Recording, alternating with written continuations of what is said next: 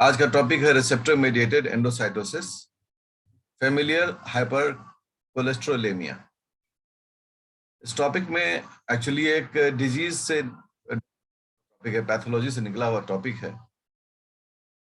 देखा जाता है कई बार कि चूंकि कोलेस्ट्रॉल बहुत स्टडी किया गया, हार्ट फेलियर का कारण है या ऑर्गन का डिसफंक्शनिंग का कारण है, तो एक बीमारी का लोग स्टडी कर रहे थे और वो सेल से जुड़ा हुआ डिजीज है। उसका नाम था फैमिलियल हाइपर कोलेस्टेरोलेमिया। शॉर्ट फॉर्म लोग इसे एफएच कहते हैं। आप इसे फॉलिकल स्टिमुलेटिंग हार्मोन मत समझिएगा। Familial hyper cholesterol, hyper cholesterol का मतलब हो गया कि जो थ्रेशोल्ड लेवल है हेल्दी पर्सन का, ठीक है ना, तो हम क्या कहते हैं कि threshold level, serum cholesterol level of a healthy person. अगर एक हेल्दी पर्सन का हम लोग थ्रेशोल्ड लेवल देखें, कोलेस्ट्रॉल लेवल, वो होता है 2 मिलीग्राम पर डेसीलीटर, मतलब कि आदमी सेफ है, ठीक है। लेकिन कुछ लोगों में, इन सम पर्सन्स, कुछ लोगों में ये कहानी कुछ अजीब सा है। कैसे अजीब सा है कि कुछ पर्सन्स सफर करते हैं, सफर फ्रॉम एलिवेटेड, एलिवेटेड मतलब बहुत ज्यादा बढ़ा हुई, मतलब बढ़ी हुई मात्रा, elevated levels of serum cholesterol. और आप जानते हैं कि ये कितना है? 4 गुना ज्यादा, 800 या मिलीग्राम पर डेसीलीटर या उससे ज्यादा। तो सोचिए कि एक हेल्दी व्यक्ति की तुलना में ये 4 गुना ज्यादा है। कहाँ 200 और कहाँ ये 800 मिलीग्राम पर डेसीलीटर। अब ये तो बहुत खतरनाक है। तो जब इसका स्टडी किया गया, इस बीमारी का, क्या देखा लोगों ने? ये जो प्रॉब्लम है, उस प्रॉब्लम के पीछे है होमोजाइगस एलील। होमोजाइगस एलील्स कहने का मतलब है कि ये जो फेमिलियल हाइपर कोलेस्टेरोलेमिया है, इसको हम लोग सी एलील से इंडिकेट करते हैं। सी एलील, सी एलील किसके लिए है? एफ एस के लिए है, मतलब सॉरी एफ एच ना, एफ एच। ये इस बीमारी के लिए यह सी एलील है। अगर दोनों कैपिटल सी एलील है तो healthy, capital C small C है एलील, एलील्स, तो भी हेल्दी। लेकिन होमोजाइगस रिसेसिव है, होमोजाइगस रिसेसिव, देखिए रहे दोनों छोटा सी से रिप्रेजेंट किया जा रहा है। अगर ये कंडीशन है तो फिर वहां इश्यू है भाई। और उस वक्त क्या होता है?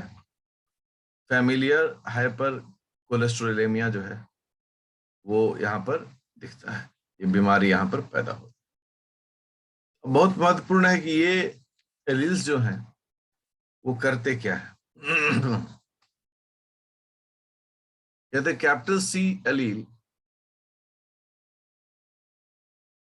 इनकोड्स, किसको इनकोड करता है? अगर जेनेटिक मटेरियल है तो ये तो किसी न किसी को इनकोड करेगा। तो कहते हैं ये जो है इनकोड करता है द कोलेस्टेरॉल लिमिटिंग एंजाइम को, मतलब उस एंजाइम को जो कोलेस्ट्रॉल का लिमिट मेंटेन करके रखता है। ठीक है। अब जब कोलेस्ट्रॉल का लेवल मेंटेन करने वाली बात आती है तो सवाल आता है कि कौन सा एंजाइम है जो रेट कंट्रोलिंग एंजाइम के रूप में जाना जाता है। कोलेस्ट्रॉल का रेट कंट्रोलिंग मतलब जो तय करेगा कि कोलेस्ट्रॉल कितना बनेगा, किस अमाउंट में बनेगा। उसका नाम है HMG coenzyme A reductase. HMG coenzyme A reductase जो है, इसे हम लोग कहते हैं ये रेट लिमिटिंग एंजाइम है। मतलब ये कोलेस्ट्रॉल कितनी मात्रा में बनेगी, नहीं बनेगी, उसको ये निर्धारित करता है।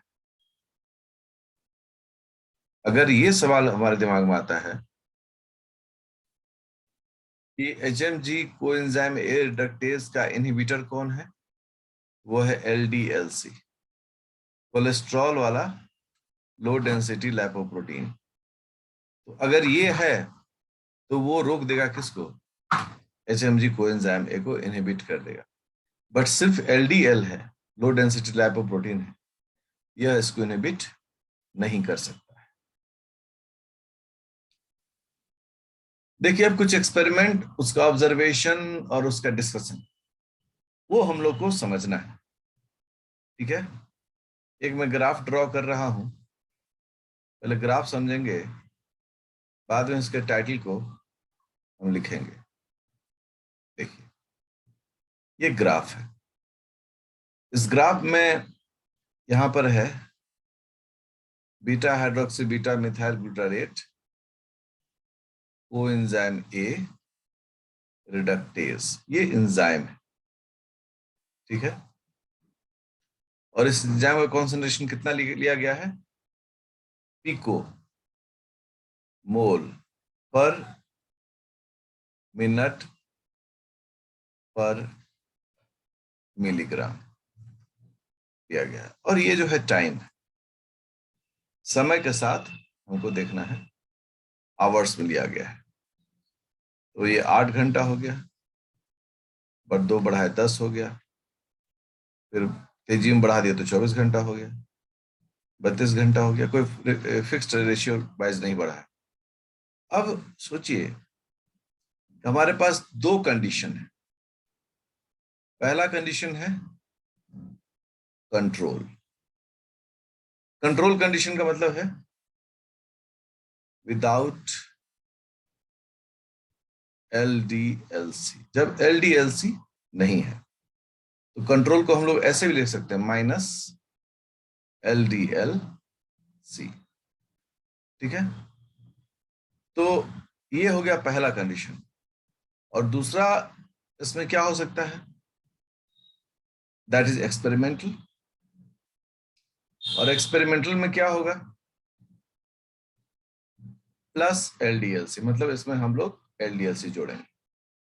हमारा नॉर्मल ऑब्जर्वेशन क्या है कि LDLC और ये जो एंजाइम है, इन दोनों का संबंध मतलब अपोजिट प्रोपोर्शनल है। That is concentration of HMG coenzyme A reductase is inversely proportional to the concentration of LDLC। ये है हमारा फॉर्मूला, मैथमेटिकल मॉडल। सोचिए कि ये जो रिडक्टेज है, ये जो एंजाइम है, इसका कॉन्सेंट्रेशन तभी बढ़ेगा जब LDLC का कॉन्सेंट्रेशन घटेगा, क्योंकि इन्वर्सली प्रोपोर्शनल, एक बढ़ेगा दूसरा घटेगा। तो सीधी सीधी बात है, अगर LDLC बढ़ा तो ये घटेगा। अब मैं एक ग्राफ खींच रहा हूं, आप लोग सब लोग इसको ध्यान से देखिए। जो कंट्रोल है उसके लिए हम ऐसे गोला ले रहे हैं, और जो एक्सपेरिमेंटल है उसके लिए डार्क वाला गोला ले रहे हैं। अब आप देखिए,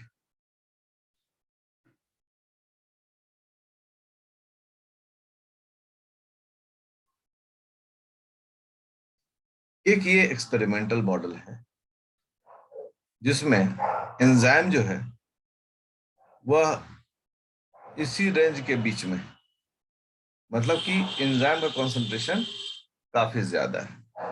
ये कंट्रोल एक्सपेरिमेंट है, इसको हमने लिखा 1। ये हो गया कि यहाँ एलडीएलसी नहीं है। तो अगर एलडीएलसी नहीं है तो एचएमजी रिडक्टेज जो है उसका कॉन्सेंट्रेशन क्या होगा, ज्यादा होगा।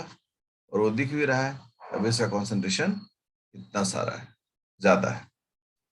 अब सेकेंड में क्या है कि हम लोगों ने उसमें एलडीएलसी मिला दिया। अब मिला दिया तो क्या होगा, घटेगा। तो देख रहे हैं कि शुरू में ये घट गया, ठीक है, धीरे धीरे ये अब बढ़ रहा है।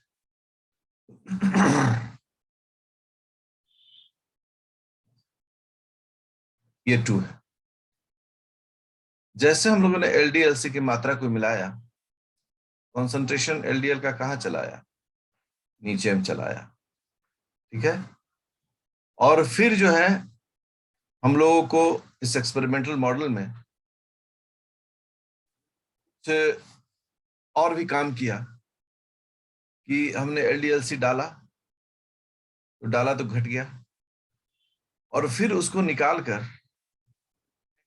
एलडीएलसी डेफिशिएंट मीडियम, मैं उसकी चर्चा कर रहा हूं, अभी चर्चा मैं करूंगा।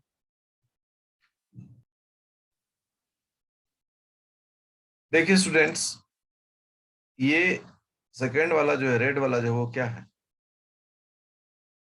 इंक्रीजिंग ऑर्डर में। अब देख रहे हैं ये इंक्रीज हो रहा है।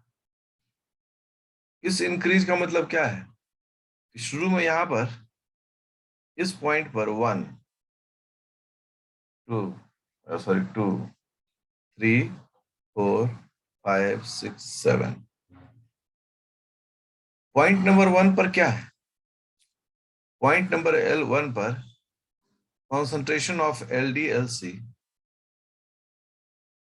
इज हाईएस्ट, सबसे ज्यादा है, इसलिए एंजाइम जो है वो क्या है, सबसे कम है। और 7 पर क्या है, LDLC लोएस्ट है, इसलिए एंजाइम की मात्रा कहाँ आ चुकी है, बढ़कर यहाँ आ चुका है। इसका मतलब क्या है कि एंजाइम की मात्रा अगर बढ़ रहा है, यहाँ पर की मात्रा बढ़ रही है, इसका मतलब स्पष्ट है यहाँ पर LDLC घट रहा है।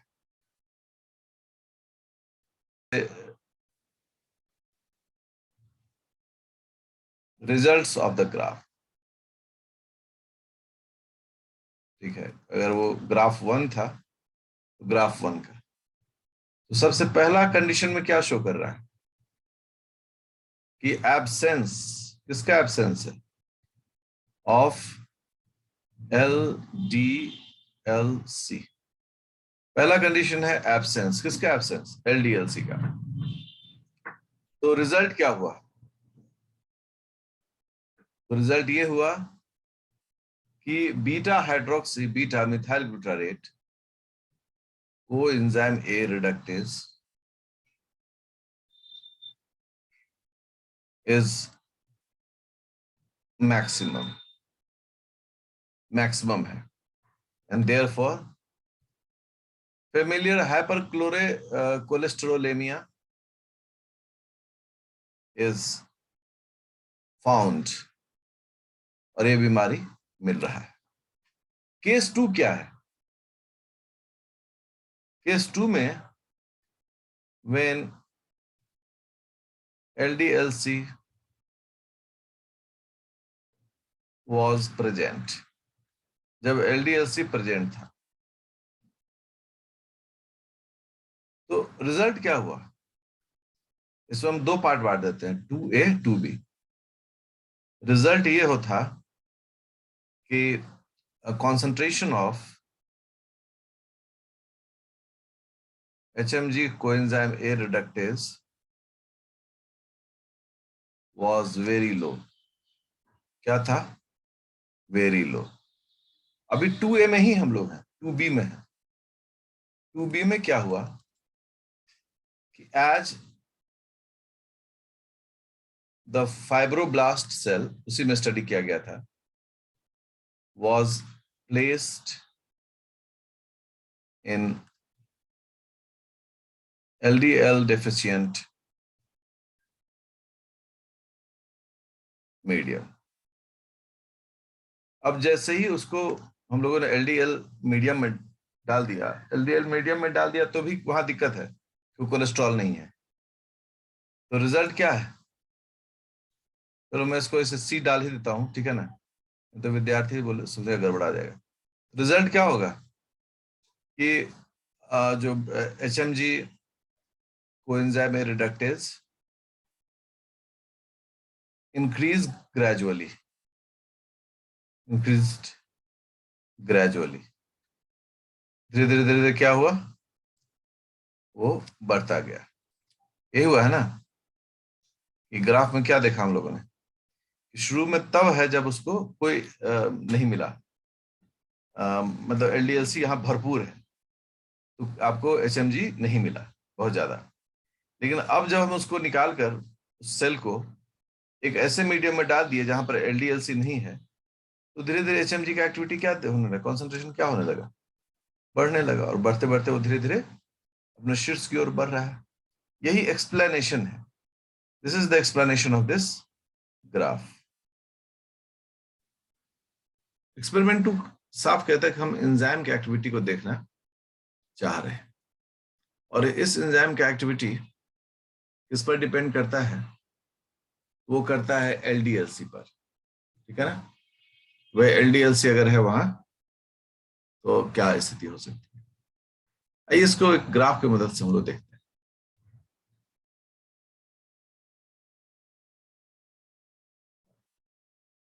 मेरे साथ आप लोग भी अपना ग्राफ बनाते चलेंगे, और यहां पर इस साइड यही हो गया HMG coenzyme A reductase activity, और ये उसी तरीके से लिखते हैं हम लोग पिकोमोल पर मिनट पर milligram of protein. 1 milligram protein में प्रत्येक मिनट कितना पिकोमोल दिख रहा है, और ये हो गया सेरम फ्रैक्शन। सेरम फ्रैक्शन मतलब हो गया जब लैब में स्टडी किया जाता है तो सेरम कोलेस्ट्रॉल लेवल या सेरम में इसका स्टडी किया जाता है। अब हम लोग देख रहे हैं सेरम फ्रैक्शन में 10, 20, 30, 40, 50 इस तरह से इसका ऑर्डर है सेरम फ्रैक्शन, और यहां पर भी है 10, 20, 30 इस तरह करके। अगर 30 पर है तो इस एंजाइम का एक्टिविटी जो है वो मैक्सिमम है, ठीक है। एंजाइम की एक्टिविटी जैसे जैसे ये नीचे से ऊपर जाएगा एंजाइम की एक्टिविटी बढ़ती है, और जैसे जैसे ये ऊपर से नीचे आएगा एंजाइम की एक्टिविटी घटती है। तो ग्राफ में इस टर्म में हमें समझना है चीज। अब क्या हालात है, तो इस रिडक्टेज की एक्टिविटी मैक्सिमम है। ये काला जो डॉट है यहाँ पर ये बताता है कि HMG एक्टिविटी जो है वो मैक्सिमम है, इज मैक्सिमम। अब यहाँ हम जोड़ दे रहे हैं, हमको उस जगह यूज हो। अब आप देखें कि एक जो है बहुत तेजी से एक समान रफ्तार से नीचे आ रहा है, इसको हम लोग एक स्क्वायर से इंडिकेट करते हैं। सिंबल से इंडिकेट करने का मतलब क्या होता है कि हमको सुविधा होती है चीजों को समझने में। और एक जो यहीं से 3 कंडीशन स्टडी किया जा रहा है, एक जो है वो कुछ इस प्रकार से देखा जा रहा है, ठीक है, जैसे हम लोग ट्रायंगल लाइन कहते हैं। और एक जो है पहले तेजी से नीचे आया और फिर धीरे धीरे उसे हम लोग डार्क ग्रीन से कर रहे हैं। अब यहाँ पर 3 कंडीशन है हमारे पास इस ग्राफ में। तीनों कंडीशन में एक चीज कॉमन है कि ये तब स्टडी किया जा रहा है जब इस रिडक्टेज एंजाइम की एक्टिविटी मैक्सिमम 30 पॉइंट। तो case 1, case B and case C, 3 case है। जो केस ए है वह है non lipoprotein LDL fraction of calf serum. सबसे पहले कंडीशन में जो मिलाया गया था वो था नन लाइपोप्रोटीन फ्रैक्शन ऑफ काफ, काफ से लिया गया सेरम का था। सेकेंड जो है वो था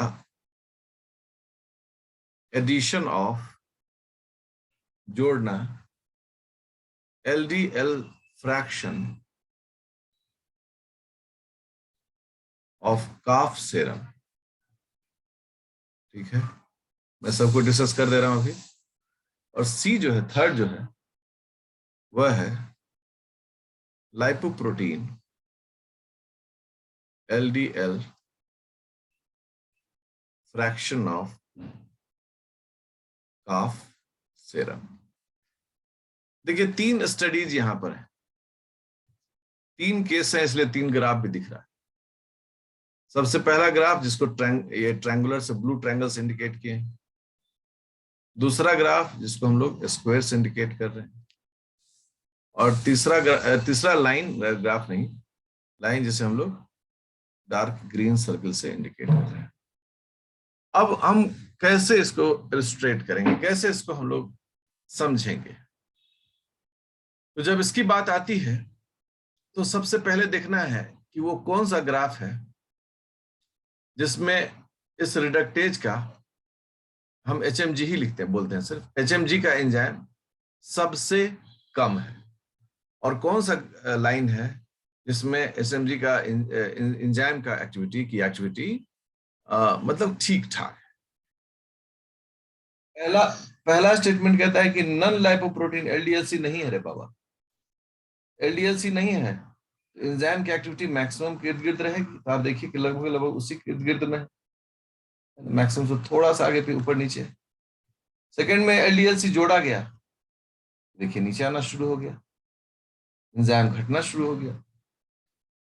और तीसरे में क्या है कि फिर से LDLC हमने डाल दिया काफ सेरम का फ्रैक्शन का, एकदम हड़हड़ा के नीचे आ गया साहब, एकदम नीचे आते चला गया। तो LDLC की जितनी मात्रा बढ़ती जाएगी उतनी तेजी से इस एंजाइम की एक्टिविटी जो है क्या है, वो घटती चली जाएगी। ठीक है, ये जो है वो इस ग्राफ का एक्सप्लेनेशन। इसका मतलब है कि the patient suffering from FH मतलब फेमिलियर हाइपर कोलेस्ट्रोलेमिया, ठीक है, हैज क्या है, has lack of LDLC receptors. LDLC receptors की कमी होती है, तो LDLC की मात्रा दिखती नहीं है ब्लड में, और रिजल्ट क्या होता है कि एंजाइम की मात्रा बढ़ती है।